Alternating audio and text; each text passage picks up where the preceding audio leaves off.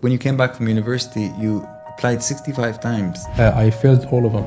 But for an ATS one, you have to know it's going to the system and how the system going to read it. It will only take the keywords. So which one should I apply for? Should I go with the human one and send it to someone, or should I go apply for an ATS one? Ahmed Al Dhraif is an HR strategist, product builder, and founder of ToddHife.com, a recruiter-built platform helping job seekers get seen. It's not filtered out. He's here to break down how to write a winning CV, stay visible online, turn LinkedIn into a magnet, and land interviews that convert. Don't share your personal data on the CV. If they are married or single, how many kids they have, they put their nationality. You don't have to do that at all. Most of the recruitment platforms or businesses, they sell this information. I saw a guy who have 100% matching.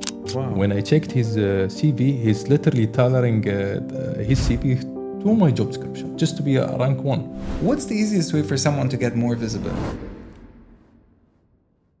If you're job hunting or thinking about your next move, this episode's for you. When Ahmed moved back from the US, he went through 65 different job interviews. He kept hearing the same thing. You're overqualified. No one could explain why. No one hired him. That's when he realized the problem wasn't him. The system just couldn't see him properly. Today, he's going to walk us through the 4-step method he teaches, step by step.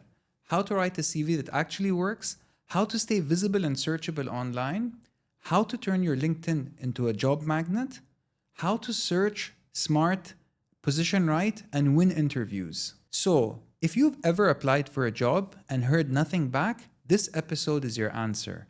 Before we jump into it, and if you get value from this episode, I want you to do 2 things. Number 1, hit the subscribe button at the bottom. It will help us be sharp and continue to bring amazing guests. The second point, which is even more important, is that if you get value from this episode, make sure you share it with at least one other person who's struggling to get noticed. Welcome to the show, Ahmed. Ya marhaba, Mahmoud. You know, we're very excited to have you here. But before we start, I just wanted to know, for the people that are watching this show, what is the value that they'll get if they stay till the end of this episode? They will understand the whole logic and concept of how to create a CV, how to be visible through LinkedIn, and how to have a digital presence. Great. Okay, let's start with the most important question. What is the number one mistake people make when they're writing their CVs? One CV doesn't fit for all at all. Most of the client or most of the job seekers, they look for a services to write their CVs or an AI to do their CVs and etc. But they don't understand the logic of the back end of the CV or an ATS thing, and I will explain this further. Actually, the CV, it has 2 roles. It's either to filter you out or to shortlist you for the interviews. And the second role is actually to be your questionnaire in the interview itself. 1 second. Let's go one step back. So, Okay. You're saying that this is my CV. Yeah. You're saying not to have one CV, but to have multiple CVs. Especially. Explain Okay, this point. exactly. Like, so. Yeah. Okay.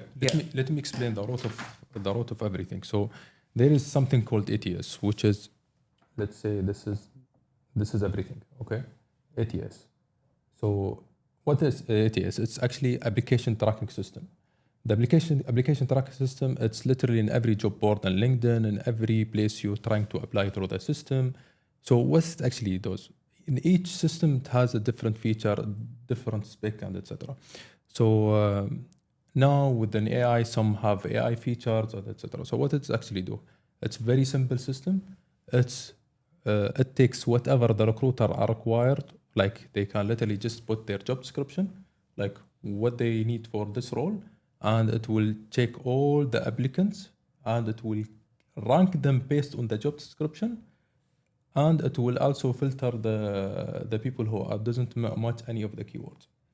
So let's say you have two kind of CVs, okay?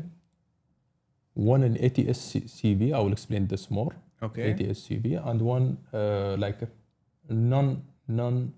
non-ATS. Okay. What I always tell everyone, an ATS CV is actually for the system. So it's a And CV this is- built for the system. Yes, and this is for a human. What I always tell everyone, you actually have to have a CV only for an ATS system, for the system to read and to rank you better. I'll give you the logic behind of an ATS. Let's say if someone now you want to apply in any job. You read the job description, you tailor every keyword in the job description with your CVs. Right. The system, logically, what it will do, it will check the job description. They will identify that, okay, he have all these keywords, and it will rank you up, and it will make you stand out between all the job seekers or all the applicants.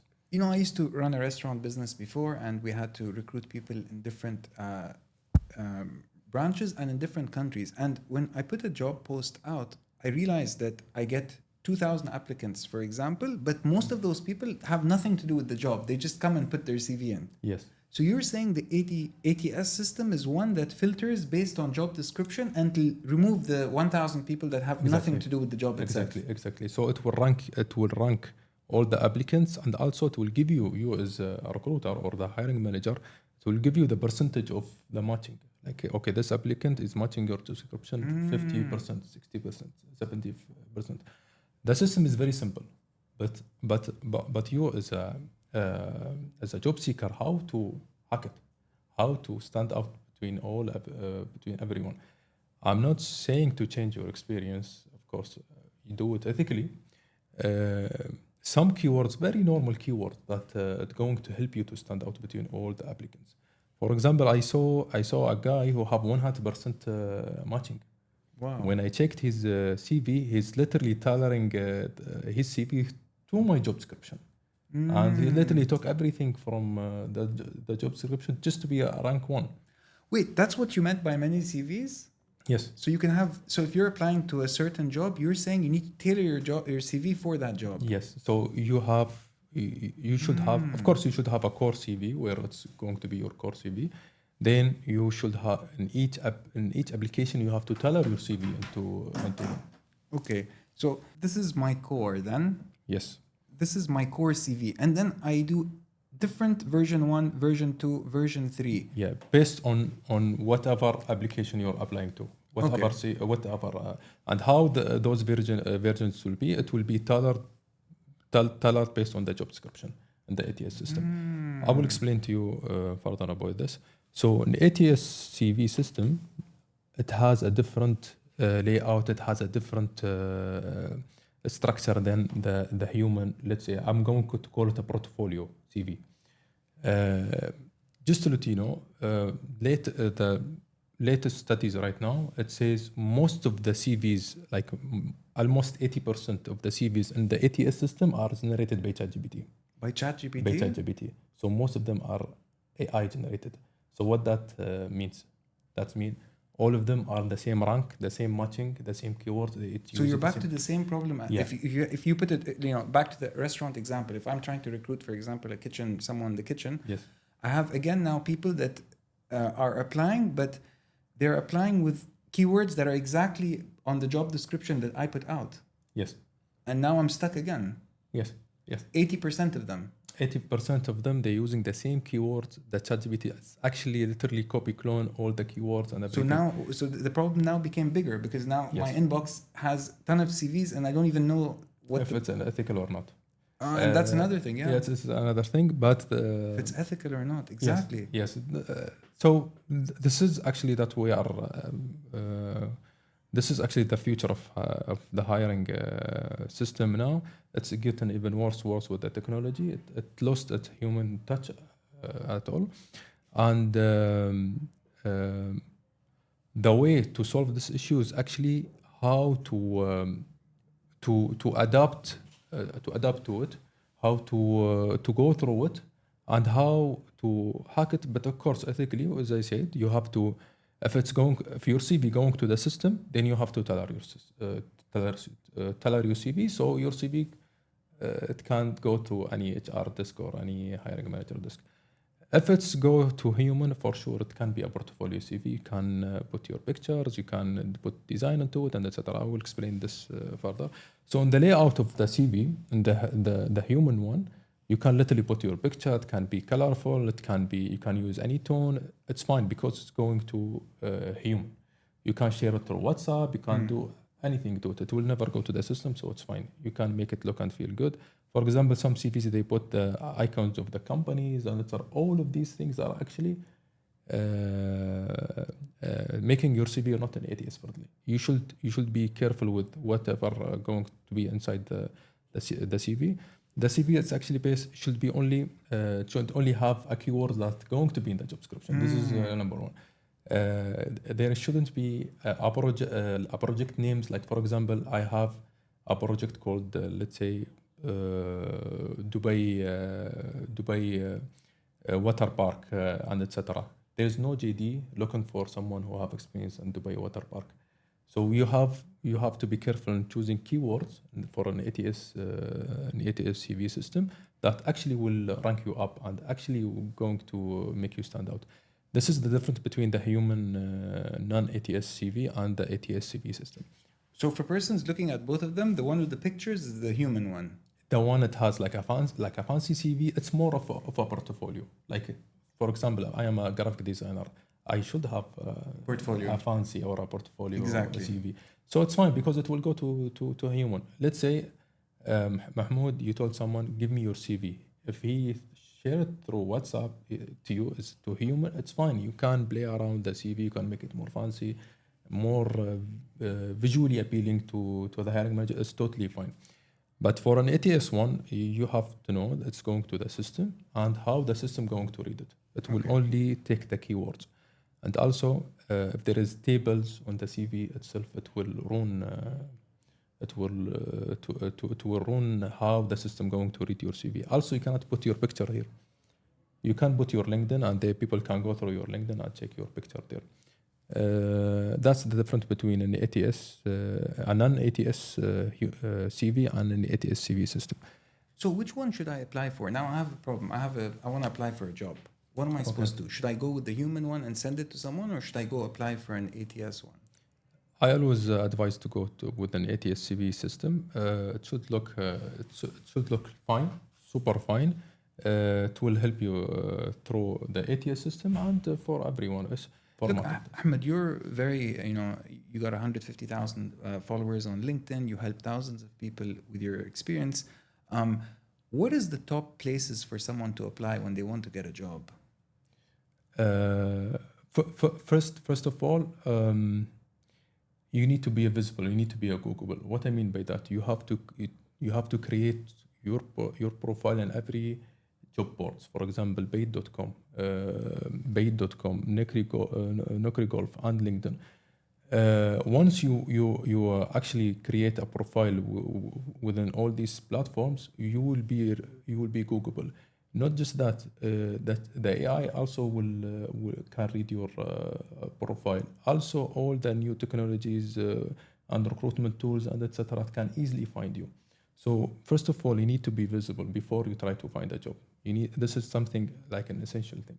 Okay. You need to make sure you're visible. You have a profile in every career platform. It's actually. And do I need to put on these platforms non-ATS CV or profile, or should I go and load it up with pictures and the human one? Yeah. So actually, each of these platforms they have a profile, and in the back end they have an CV system. So it's not a CV. It's more of a profile. It's like in the business where you try to promote your SEOs. You enhance your SEO website and etc. The same mechanism. Like, why don't I just send someone my LinkedIn if I want to apply for a job? For sure, you can do that. For example, I hired 2 people through LinkedIn comments. Oh wow! Yes. So you look at the comments before? Yes, I look at to their comments. I go through website, their profile. I check their result, their value, what the value they can add. Then I literally speak out to them. I didn't even had like a direct interview. I was just speaking with them normally and etc. I saw what they can add as a value. I literally hired them. Okay, you're talking about comments.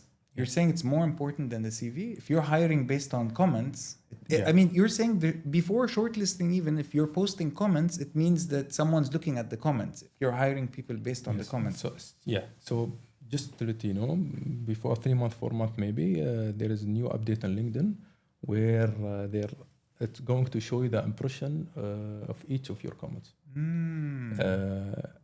And you will be surprised how many people are actually watching reading your comments. I literally got one comment over 35,000, 30,000 impression, and etc. Yes. On the comment? And the comment. How many comments do you post if you're so interested? Like, how much do you recommend someone to post? How many do you post if you don't mind sharing? Sure, And then how many sure, do others sure. should post, like, say, per week? Should we jump to LinkedIn or let's finish the CV thing first? Sure, whatever you want. I think. Okay. Okay. I just have last thing about the CV thing. Okay. Yeah. Yeah. So just to let you know, just a quick recap for a CV. Okay. Don't share your personal data on the CV. Most of the client, most of my client or most of the job seeker are reaching out to me. They put their their stats, if they are married or single. They depend on how many kids they have. They put their nationality. You don't have to do that at all. They put also their birthday. They shouldn't put their birthday at all. This is for the any of them, to be honest, because these data are actually not going to help you at all in terms of being shortlisted. It will only filter you out. So you should never so you share get your filtered out. Yes, because look, I heard one of my friends said, "Oh, I only like to hire someone that's married." Yes. But the truth is, if he meets someone who's good, he might not worry about if they're married. So you're saying get shortlisted without adding this extra information in the beginning. Yes, actually, most of the recruitment platforms or businesses, they sell this information. So why you're giving everyone for free? And this is something personal, you cannot do it. For example, I'm building now my own platform. Yeah. I must put it as a privacy, it's a private and privacy setting. I cannot share it to anyone. So most of the people, they came to me and I saw their CVs. It has a ton of personal information that no one should have read it, and it will never help you at all to be shortlisted. Also, there is a funny thing. You also cannot add you cannot show your graduate date. No? Yes. How will someone know how old you are? Only if you're a fresh graduate, it's fine. Okay. Yeah, that's the. So you're saying just share behind. your experience. Just share your experience. You don't need because to show people anyone. hire based on experience, right? Yes. Everything else is not prejudice. I would say is a way to discriminate and cancel yourself out. Exactly. Actually, if it's going to help you, for example, if your nationality is going to help you, and I strongly recommend, especially UAE national, to add they are UAE national in the profile summary, not in the top section. In the summary. In the profile summary, like I am UAE national with 10 years experience, and etc. Why not just to utilize the nationality? No, I mean even for the system itself to read when they are looking for UAE national. And for the amortization purpose. Because of the amortization quota. Yes. So why not in the top? Why in the summary? In the top, for the ATS system, even to read you even better, and the top always going to be for the location or the base of where your location is, or where your preference, like where you're going to work on. In UAE or in location on top. Yeah, it's going your location or where your location. Your preference or your location. Yeah. Okay. So it's not based on nationality at all. For example, let's say someone is not UAE national. He puts in the top in the header UAE. Most of the people will think that this person or this guy is in UAE national. It's not. He is in UAE. So the top needs to be the name and like the country where you want to work. Yes, the preference. And in the summary, you can put like, especially Emirati, because there is Emiratization. For other people, you're saying, should they keep or not keep their nationality? If it's going to help you, then put it. If it's not going to help you, then don't put it at all. Okay, fair enough. Yes, yeah. Anything that your confidence is not going to help you, then But like being married, for example, is not going to help me that I should put it there. Or my age, maybe. you don't have to, because some people will judge you even if it's you're old enough or young enough. They'll find a way to judge you. Yeah, they will find. Because they have too many CVs and they need to filter. Exactly. I got hired in one place. After I got hired, they told me, "Oh, we thought you are single," and etc. So, I mean, yeah. After they hired you? Yes. So this is the thing. So, what's the easiest way for someone to get more visible? as I told you, personal branding is actually the most powerful weapon. But like, should I go on LinkedIn or Instagram? Because there's personal branding. I can do videos. I can start with text. I can write stuff. I can comment on stuff. Personal branding is super easy, especially if it's come naturally and it's become more authentic. And most of the people love this kind of personal branding. I learned it from some personal branding expert. They told me, Ahmed, you have a personal branding, but you are not aware of it, which is the best kind of personal branding. I loved it. Then I start to promote it and highlight it, and I try to even teach people how to have a personal branding. So it's actually super easy. You have to focus on one niche, one industry. For example, so you're saying focus? Yes, focus on one niche. For example, let's say an HR. Okay, an HR. So what actually you're going to do? Let's focus on HR. Let's say I'm an HR industry. I'm going to connect with all HR leaders on LinkedIn. You're saying focus on one niche. Okay. In one niche, try to reach out to all the leader in this industry, or even content creator in this industry. Okay.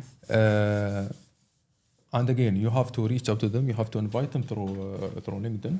And I always advise people on LinkedIn, never do a normal like an invitation. You should have a personalized invitation, like how you did to me. When you reach out to me, you share with me a video, which is really good. This is actually how most of people should do. Like when they reach out to anyone, it should be personalized. Because let's say now I have maybe 5,000, 6,000 invitation. I cannot accept them. Like I cannot go through all of them and accept them. Right. Yeah. So you're saying focus first. So go and add people. Say Say I'm gonna apply. I'm a designer. I'm trying to apply in a company, and I don't really have a personal brand. I'm new to LinkedIn. How do I start to build my CV? Or what are the steps like logically I need to do to get more visible? Okay. First of all, you have to optimize your LinkedIn. Okay. This is something is a must. You have to have very professional LinkedIn. You're going to treat it like your business funnel. Like for example, this is your website, your LinkedIn. So this is your LinkedIn. Okay, let's say this is your LinkedIn. You have your banner here. You have your picture here. You have your headline here. You have your section about here. Then you have your feature. Then you have your experience here. Right. Okay. So treat it as like your business website, like literally a funnel. So treat whatever, like if you're aiming to recruiters to find you, if you're aiming to leaders of your niche to find you, and etc. You have to treat them as a client, and you have to treat them as a leads or funnel to go through your profile. For example, when I go through your LinkedIn, what the first thing I see is your banner. And this is something most it's like literally the underutilized and underrated. Like literally, no one are utilizing it at all. And I'm telling you, once I did the full professional optimized in terms of visuals, I saw a huge number on the analytics, especially a very good quality even leads that I start to reach. What should someone put there? It's a big space, the banner. What should they put? A picture of themselves, what they do, which country they're in, a quote. What I always advise here is what you bring, what you solve. what your main issue, what the main issue you're going to solve. For example, like I write here, I help people to find a job. But again, I need to make sure it's fully optimized in terms of it's something called safe zone, where it should be optimized from mobile view and for desktop view and etc. So not too many words that they get out of the frame. Yes, it should be in the middle. There is so much templates in Canva and other platforms. It's free, and still people are not using a template to build the graphic. Yes. Okay, I do that. Then I go next. What do I write next to my name over there? Where in the headline you mean? Yeah. Okay, the headline, you should put your title. Then you should put what you do. Okay, and then you should tell the result. What Say I'm a designer. I help people to create thumbnails in 3 days. Okay. Yes. That's it. You say that's it. That's it. You say it. I'm a designer. I help people to create thumbnails in 3 days. Yes. That's literally perfect. So you have to be more genuine here in the headline. Most of the people, they put CEO of this company. No, come on. You can't put it in the job description. You don't put it in the headline. So how you help someone is what you put in the headline. So someone looks at it and says, you're talking to me. Yes, exactly. So why? Because every comment you write, actually, it's always there. When you write a comment, it shows there. So they know who you're helping. Yes, exactly. So it's actually converting people. It's actually leading people to go to your website. So you leave a comment, and the first thing that shows up on the comment is this part. Yes. So again, also you have the website, the custom website. If you have a premium account, and you suggest I get a premium account or no? Yes. It will help you in terms of analysis. To be honest, if I want to get a job. Yes. Also, it will help you. For example, one example, because I put a hyperlink in my CV and I put my LinkedIn there. The last time I got hired, at once I saw in one specific company, like all the HR are like watching my profile. Okay, I understand they are headhunting me. The premium lets you see who's looking at your profile. Yes. So you're saying those analytics are good for you? Yes, this is actually good for me. It prepare me what's going to be the next. I know that I'm going to have this interview with them. They reach out to me. I had literally interview. So you knew that the whole company was checking you out? Yes. So when I went to their interview, I know who they are. I know their names. I know their titles. I know their experiences. Wow. It actually helped me a lot in terms of. Okay, you fixed your profile. Then did you reach out to any of them and they came back to you, or how did they know? No, they reached out to me through their recruitment team, etc. But when you friend them after, you tried to connect with them. Yes, I got hired there actually, and I've been there for 3 years and etc. So. But what I noticed, it's not the first time.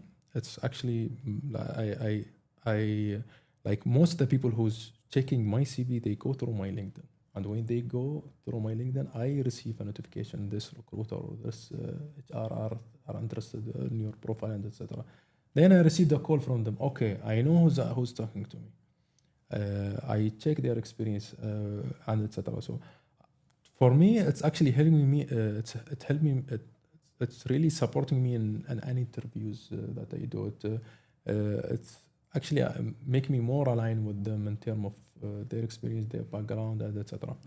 Okay, so say here, I need to put. You're saying no need to put the nationality unless it's going to add value. You add it in the top for the Emirati for the CV. Or for the CV. Yes. Okay, is there anything else I need to do to my LinkedIn? See, the LinkedIn, you never put your nationality there. Never put. Yeah. Actually, there is. But I usually go and check someone's high school, and then from their school or university where they studied. Yes. And you can know where their country is. Exactly. Most of the time. Yes, exactly. Which is fine. To be honest, which is fine. There's nothing to do with that, so it's fine. But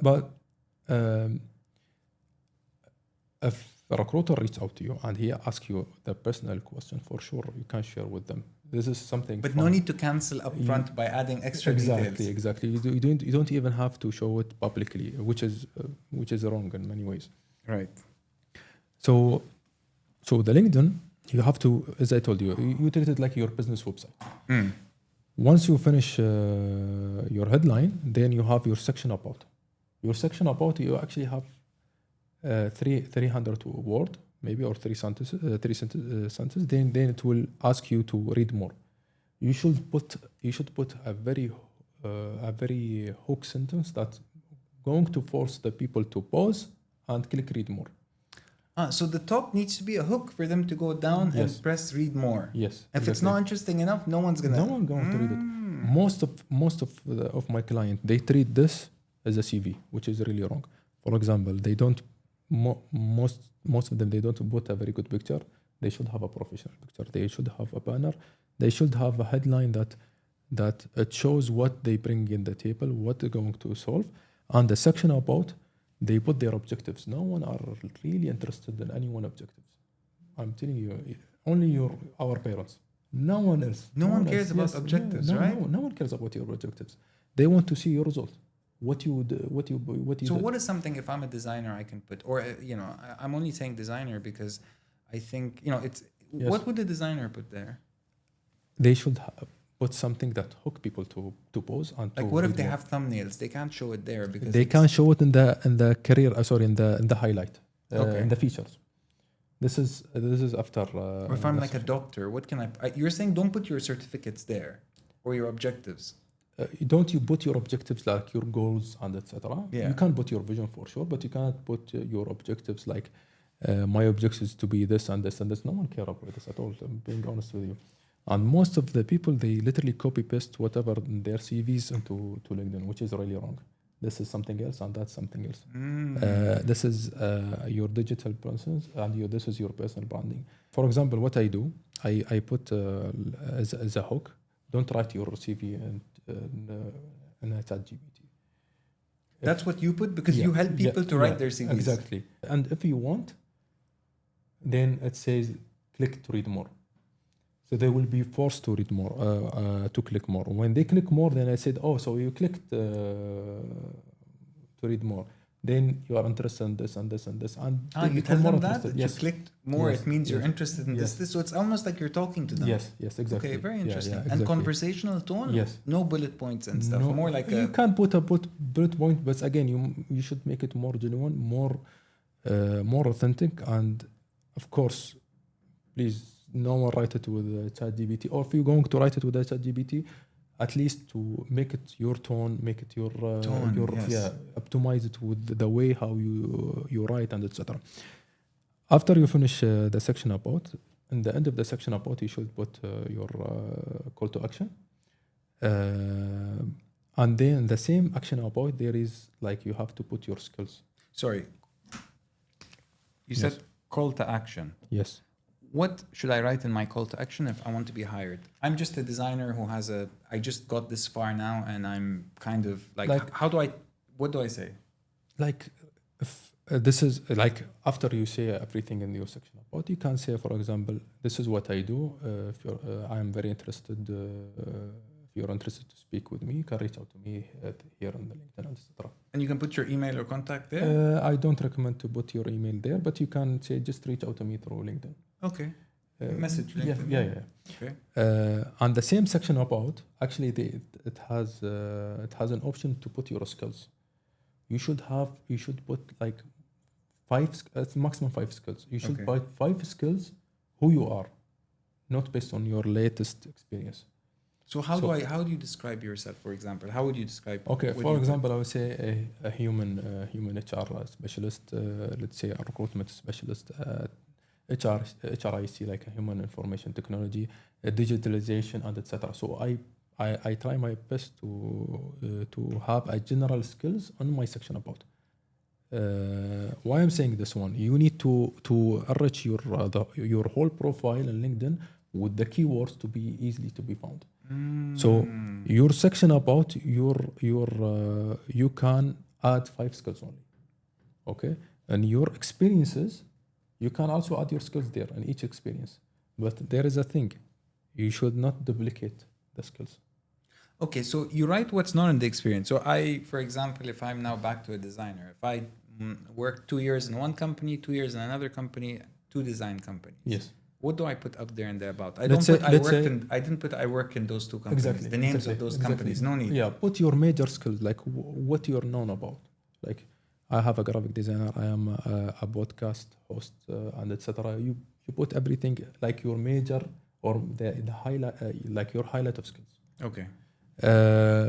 It's different from the skills in the job description. In the job experiences for sure. Okay. So, and after the section about, you will have the features.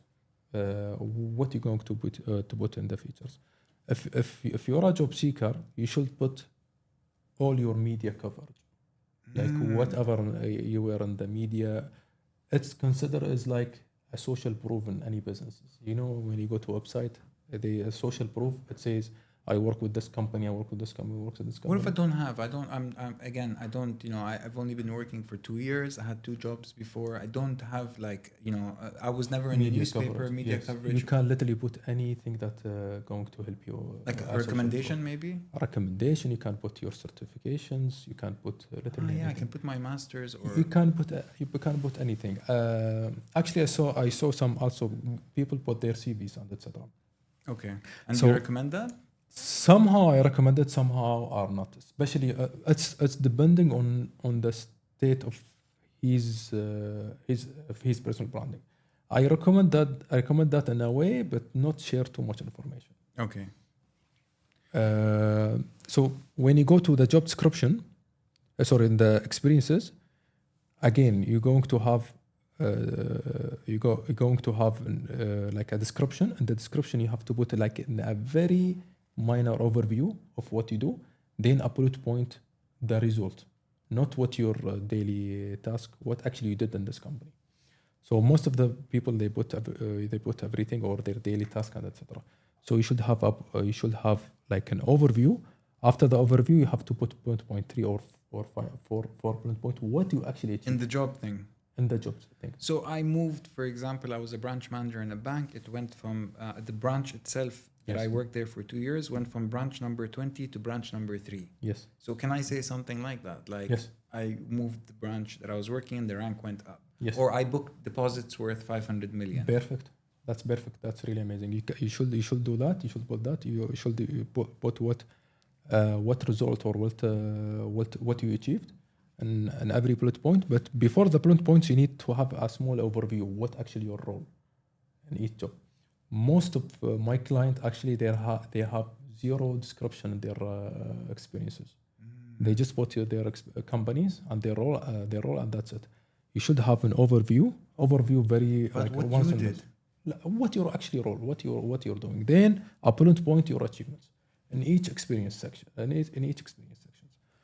And again, in each experience also you have an option to add skills. You have to put skills. But again, you have to be different. Should be different skills from the section about or from any other experiences. Okay. Let's say I work in 2 companies in HR. I shouldn't say employee relation and employee relation the same.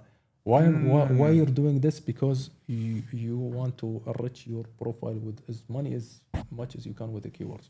Makes sense. Once all of this finished, then you have your recommendations. Recommendation are like literally the most underrated thing on now. Underrated. Why? Because some people they don't know even how to recommend people. So they give you an option to actually request. And most of my clients also they don't know about this feature.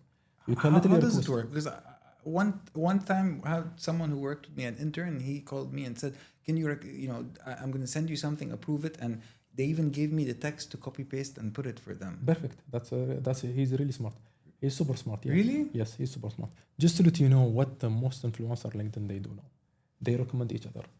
Not in the sake of recommendation in terms of visibility. So they recommend their each other. And the funny thing, in the recommendation, they don't write recommendation for the person. They just say thank you, etc. Then they keep recommend themselves. So they recommend themselves on someone else's platform. Yes. And the same guy, he does the same thing for the other influencer.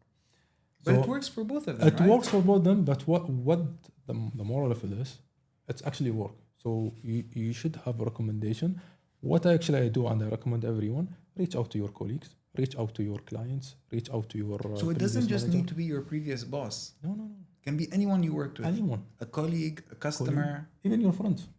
Literally, but why not, right? Yeah. But if I come to like a profile and I see 1,000 recommendations, does it really make me like? Does the weight become heavier than someone with less? It's actually considered also as a social proof for you. At least you have friends. Yeah. Someone likes you, Yeah. right? Yeah, especially if it's come from your manager. Mm. Especially if it comes from manager, it's really high credible recommendation when it comes from your manager, and vice versa. Like, let's say I go to a leader profile, and I saw a recommendation from his employees. He said he was my previous manager, and etc. He did this and this and this and this. It's Yes, social proof. Yes, it's a social proof, and it's a really valid one. Okay. Look, I want to say I've listened to everything you said now. I fixed my CV, the headline, everything. Yes. Someone called me. I'm now in the interview. We're now in the interview phase. Yes. What is something that I'm not supposed to do in the interview?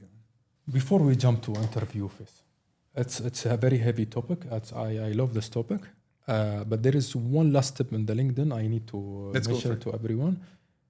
You need to follow every company that you're interested in.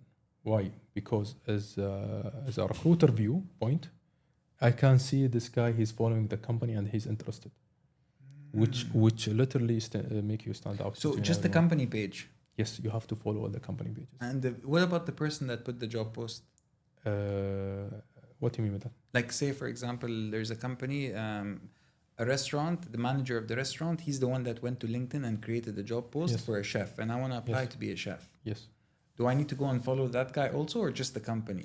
Once you just follow any companies, you will receive their feeds.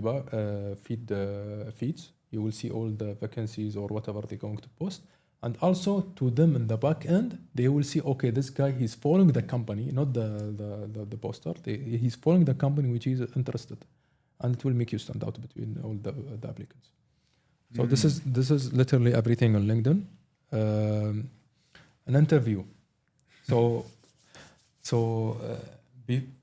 to let's say. Wait, first tell me, is it true that you had 65?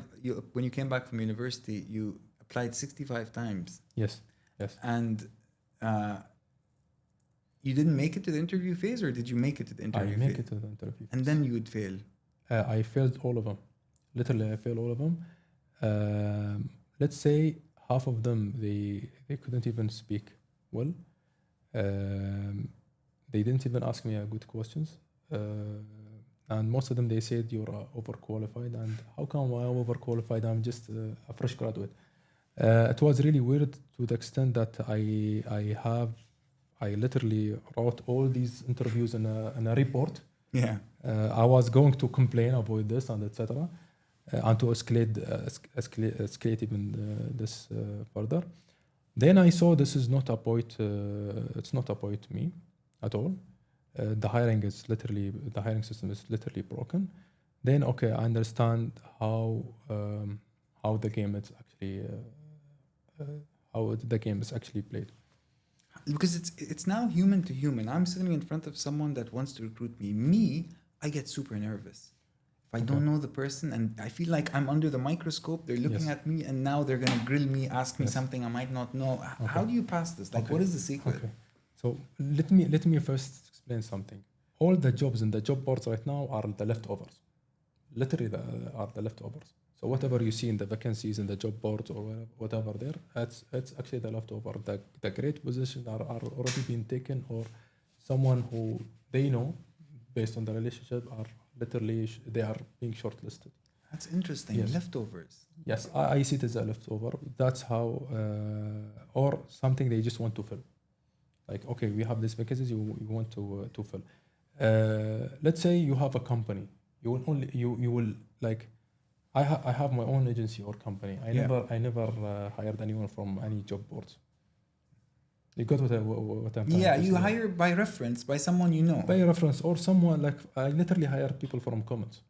I saw their value. I see what they can bring to the. So someone posting comments all the time is someone that you know how they think, right? Yes, how they think, how they speak, how they engage, and also it's actually it make me go through their website, their profile. They literally show me what they can bring in the table. As I told you, I go through all his website, all his LinkedIn profile. I literally saw his quality. He's the way he's trying to convert me. This is a thing. I loved how he, for example, how he trying to convert me to his service and etc. When I saw that he's doing his best in terms of making me his lead, I immediately reached out to him. I told him, okay, I like your funnel. I like how you try to convert people. You convert me successfully. I want to hire you. Wow. Yes, and he was okay. You don't want the service? No, I told him no. I want you. So because you like the way they think. The way he think and the way how he convert his client or whoever want to hire him as a freelancer. So this is the thing for like for me now, Ahmed. What the best way to find to search for a job or to find a job? There is a very underrated strategies called Boolean search. How do you spell it? You're gonna write. Yeah. So it's called Boolean search. So Boolean search. So it's actually an advanced way of searching. Like you can search 5 keywords at once. Okay. Like for example, you go Google, you write, for example, let's say for example HR, okay, and it will just search for you anything related to HR, right? With the Boolean search, you can write 5, 6, 7 keywords, and it will search everything related to these 5, 6 search. It's like a website or an app, or how do I find it? No. You can literally in every search engine they have a Boolean search method where you can just put a comma and etc. So they will read it as a code, let's say, as a code, and they will do the search based on these keywords. Got it. Most of the people, they don't know about that, especially the technical people. It's actually work on LinkedIn. You can do that on LinkedIn. And people, they don't know about that. So for example, let's say someone who's looking for amortization. He can put all the keywords related to amortization on LinkedIn, and anything related to amortization or your national vacancies and etc. He will find all the jobs there in the post. But not here the tricky part. The tricky part is you do the Boolean search and you filter it by post, not job board. By post? Yes. By what they're posting? Based on LinkedIn post. Why? Because imagine with me now, you do the Boolean search. For example, you're looking for accounting. You put anything related to accounting role or tax, accounting, anything. Yeah. So what actually LinkedIn will do? It will list you all the posts related to those opening positions. And you will find the people who's hiring those positions. And the beautiful thing, it's a daily thing. It's like a daily habit. You have to go there, you filter it in every day, and you will find the jobs every day. Every day you will find the vacancies. What does actually do for you? You will stand out between everyone. You will be the first people who apply. You will have the opportunity to reach out to the poster itself. Okay. You go to me. For example, in the job board on LinkedIn. When you try to apply to any job there, you will find 2,000 people applied in this job. Crazy. Yes. So why you go to the job board? Go to the post, filter it in a daily, make it a habit. Go there every day. You will find literally like an opening every day. Reach out to the recruiter, give him a personalized cover letter, and apply for the job. You will have a better opportunities. Say I get a call from the company now. They say, okay, fine. You know what? You passed the interview. Yeah. You passed you're shortlisted. Come for an interview. Yeah. What is the thing that I can, what is the thing that I can learn that will help me do better in the interview?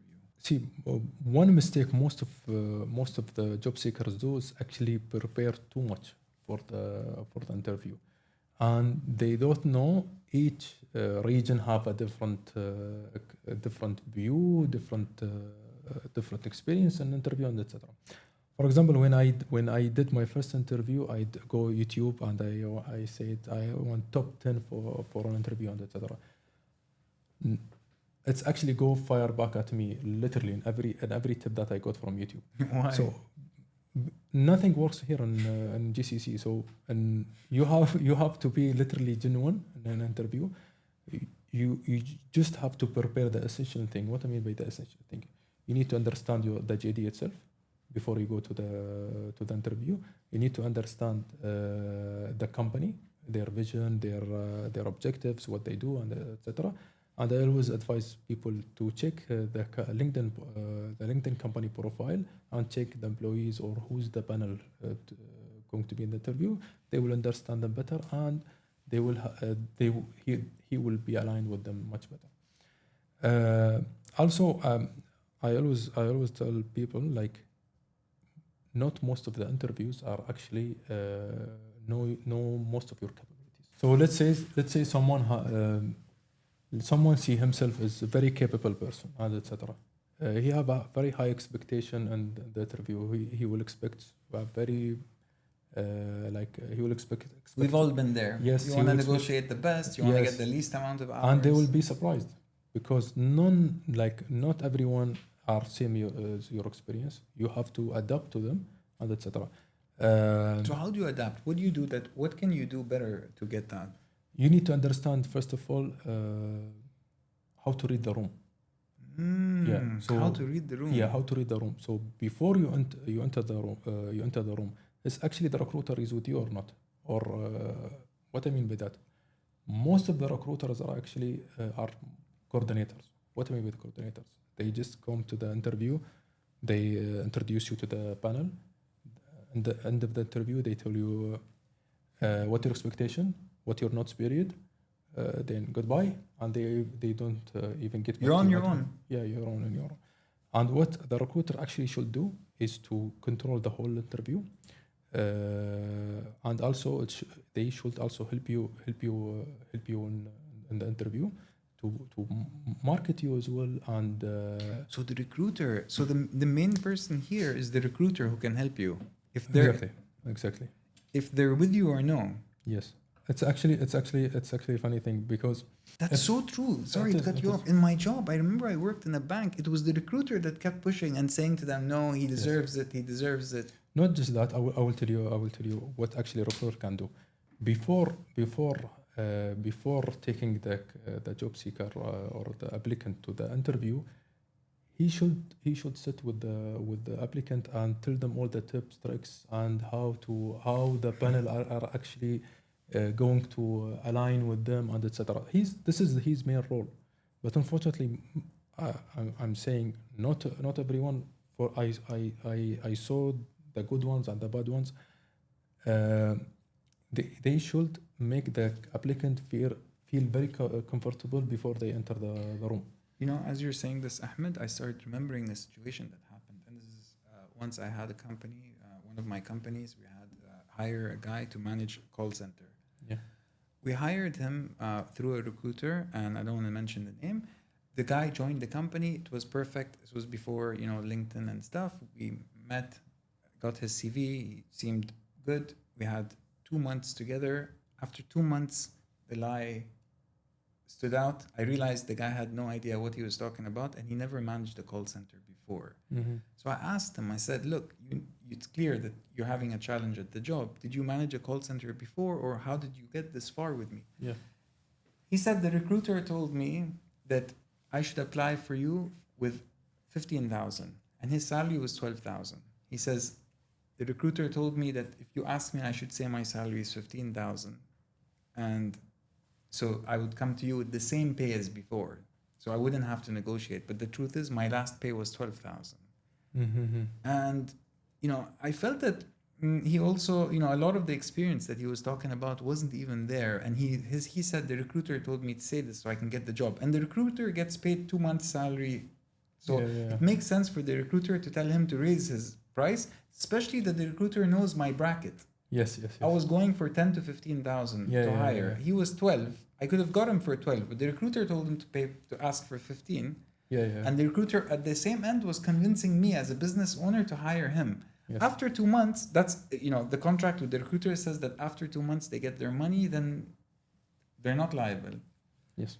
So this is actually where I can see like what actually the main role of a recruiter. The main role of the recruiter or the hiring person is actually helping the hiring manager, which you are the hiring manager. Help the hiring manager and also help the job seeker to feel comfortable and to have like zero stress on the interview. So they have the big responsibility, and they have the main factor of deciding if this person going to be hired or not. Also, there is a thing I call it like an awkward moment. What is an awkward moment? Is it's always happened in most of the interviews. I did, let's say, over 1,000 interviews. I saw this awkward moment literally in every aspect. So the awkward moment is when you ask like applicant a questions and he answer very quickly and you don't have any questions. So what happened here is actually this is the let's say the most stress trigger for the applicant.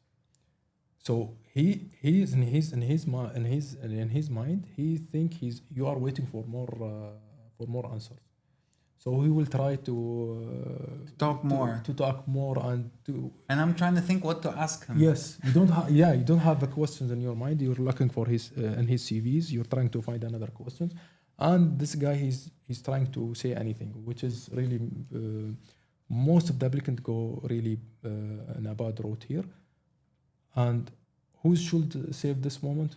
The recruiter.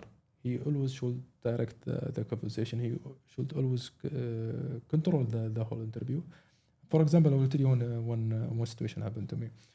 A hiring manager asked a candidate a very difficult technical question, and she's a fresh graduate. No experience.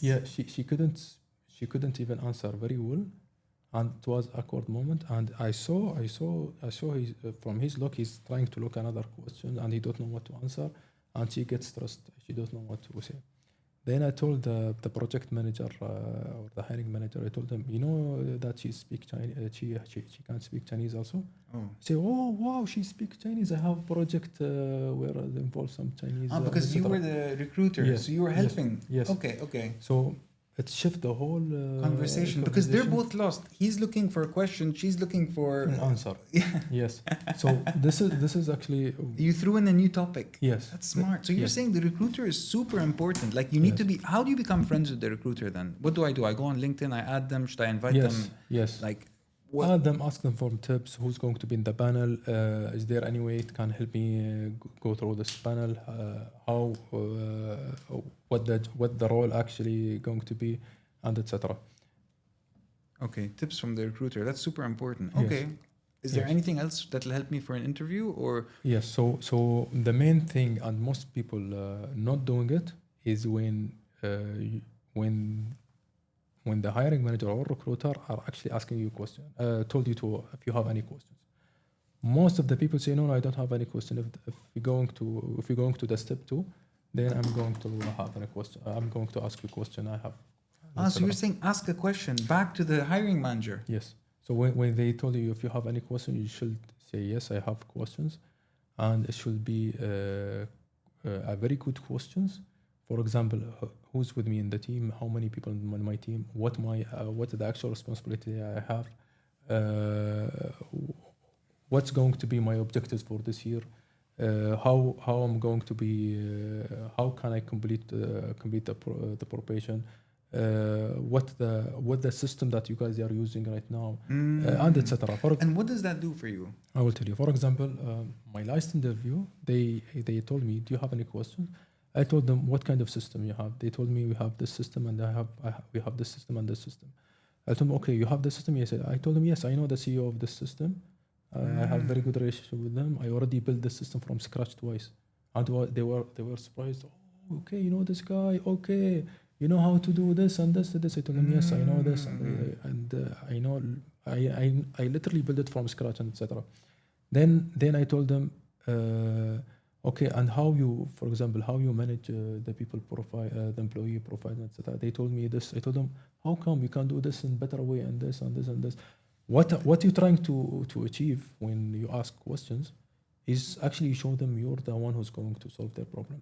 This is You show them that you're going to solve their problem Yes, by so- asking them the question, the right question, right? Yes, Then they the know, right- at least you know, like, he's already going to feel like you're part of his team. exactly. Instead So- of him yes. interviewing you, you're now kind of like Yes. reversing and telling him, I know Exactly. someone who can help you. Yes. Actually, when you ask questions, for example, like, how can this role going to help you? He said, I have this problem. He will tell you. All You the tell him, problems. how does this role help him? Yes. Okay. Yes. This kind of questions, all of these questions going to lead what? To lead them to give you their weaknesses or what they are weak at or what they need the help the most areas. They will tell you all their pain point. Here your opportunity to show that you are capable of what you are capable of and how can you be how can you solve all these problems. Very interesting. I never thought about it. Ask the recruiter questions, flip it back on them. Yeah. And something you said also is to keep quiet when the guy is looking for questions. Just don't blab. Yes. So basically, when you answer the questions and you are pretty sure that you literally, if this is your answer, that's it. Then you say that's my answer. Do you have anything else or any other questions, etc. Never continue something that you are not aware where you're going. Ahmed, look, so far you've shared amazing value, but before we came on the show, you promised that you're going to reveal something that you never revealed before. Yes. Something very interesting that you're working on that's going to solve a problem for a lot of people. Yes. You didn't tell me much about it, except it's called Tableau. Yes. Tell me more about it. So it's called Tapio. Okay. It's actually Tapio, but most of my team already call it Tapio, so I name it Tapio. Tableau. Yes, Tapio. It's actually How do you spell it? yeah. So it's tab is a tab browser, Okay. and bio is biography. It's Tapio. Tableau. Okay. Yes. So basically, what it does, we list all the pain or the problem we have in recruitment industry, or all the issues that we are having as a recruiters and as a job seekers. We build a smart CV that actually have a recruitment tools built in and back end. So it will accelerate your hiring process in every aspect. It will help you as a job seeker.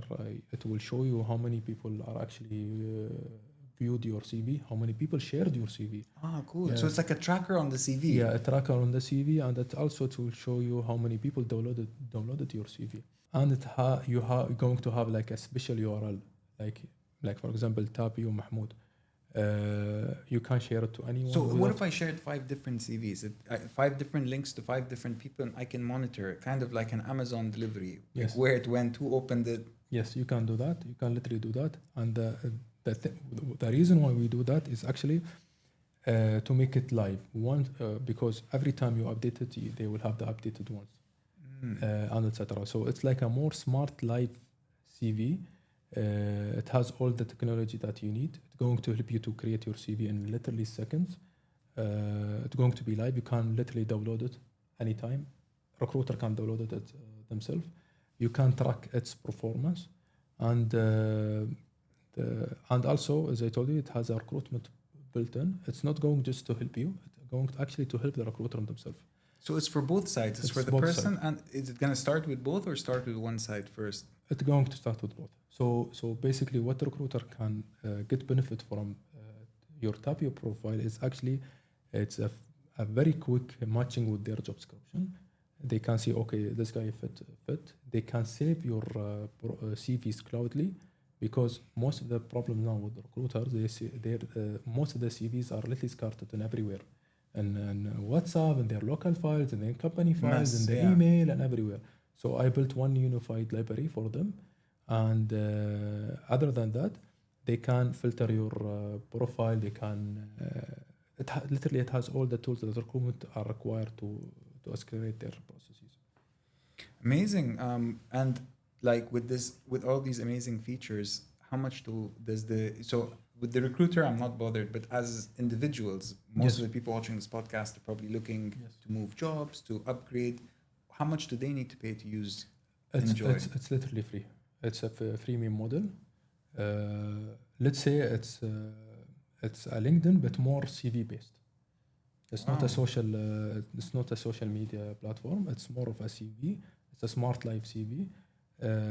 The main idea of it is actually, and one of my goal of it is to integrate it with Emirates ID and etc. to make it very easily and access to everyone, and also to integrate it with all job boards. For example, when you go to any job board, what the main issue you're going to have? You have to fill your data, your CV again from scratch. Create and an etc. account. Yes, create an account and etc. So what you can do actually is integrate with an API thing, and you can just log in with your Tapio. It will take all the data are needed, and that's it. You will have a dashboard in Tapio. You will see which job board that you're integrated with, and every time you update it, you update your Tapio, it will be automatically update. They will have the updated data. So this is my main thing, or the main struggle that we have. For example, I applied on ADNOC, then I applied on ADI or wherever. The people came to me, Ahmed, update your CV, update your platform, update. Every job board has its own data, and let's say, So, and then, and it's outdated because you send one here, then one somewhere else. Then. Yes. So this way you want to unify it somehow. Yeah, I want to unify it somehow and in a Tapio where it's actually every time you update Tapio, it will automatically update every job board through API. This is one thing that you can share your CV through your unique URL to everyone. Before I let you go, Ahmed, I just want to Yes. ask you one more question. Sure. Tabio, is it open for investment? If someone listening to this is an investor looking for a tech platform to invest in, is there a chance for them to invest in Tabio, or is it private for now? It's actually kind of private for now, okay, but I'm open for in future. For sure, it will be open for future, but we are testing. We are actually building the waiting list for now, and we are testing how feasible it is, and how to be integrated through all job boards in UAE or on GCC, and how we're going to integrate with the Emirates ID. Thank you so much for sharing so much valuable information, Ahmed. I think I learned quite a bit, and I hope the people watching learned. And for the people that made it this far in the episode, and they got so much value from this podcast, and they still didn't press the subscribe button, what do you have to say to them? Simply subscribe. Thank you for being on the show. Thank you.